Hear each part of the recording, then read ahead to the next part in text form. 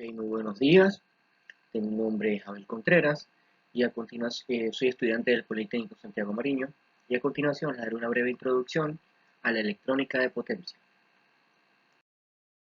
Ok, la electrónica de potencia. ¿Qué es? Se dice que es el estudio de los dispositivos y circuitos electrónicos utilizados para modificar las propiedades de la energía eléctrica, ¿verdad?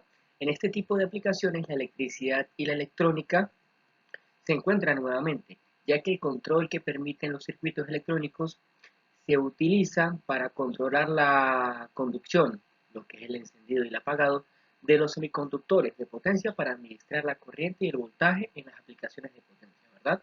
Ok. De esta forma, la electrónica de potencia permite ajustar y convertir la energía eléctrica para diferentes propósitos, como controlar la alimentación de los dispositivos, convertir la energía eléctrica de corriente continua a corriente alterna o viceversa, controlar la velocidad y el funcionamiento de los motores. El principal objetivo de esta disciplina es el procesamiento de energía con la máxima eficiencia posible, por lo que se evitan utilizar elementos resistivos, potenciales generadores de pérdidas por efecto Joule. Perdón. Los principales dispositivos utilizados, por tanto, son bobinas y condensadores, así como semiconductores trabajando en modo corte o saturación, o sea, lo que es on-off.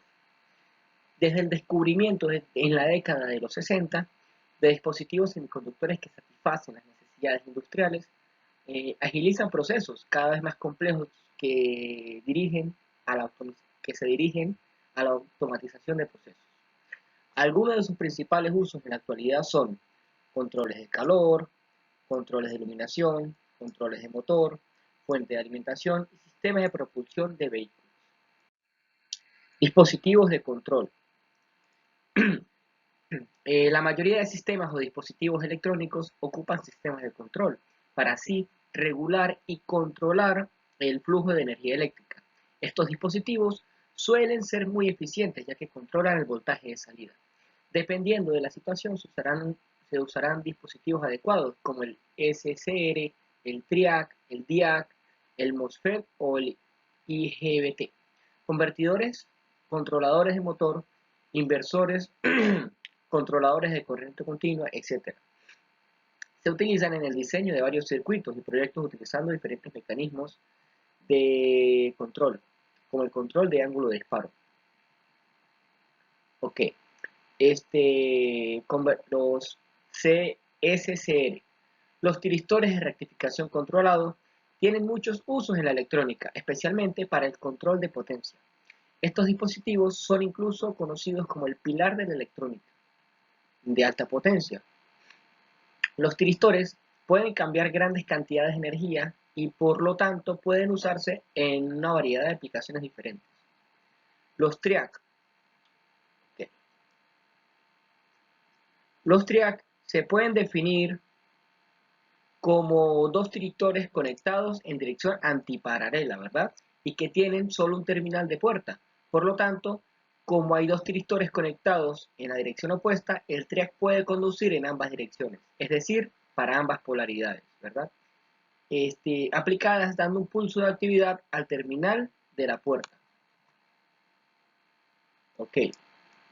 Los MOSFET. Los MOSFET suelen ser utilizados para aplicaciones de bajo voltaje, como para fuentes de potencia conmutadas. Por otro lado, está el IGBT, que tiene las características de conmutación y conducción de un VGT, pero es controlado por voltaje, al igual que en un MOSFET. El GTO. El GTO es un tiristor con capacidad externa de bloqueo. La puerta permite controlar las dos transiciones, paso de bloqueo a conducción y viceversa.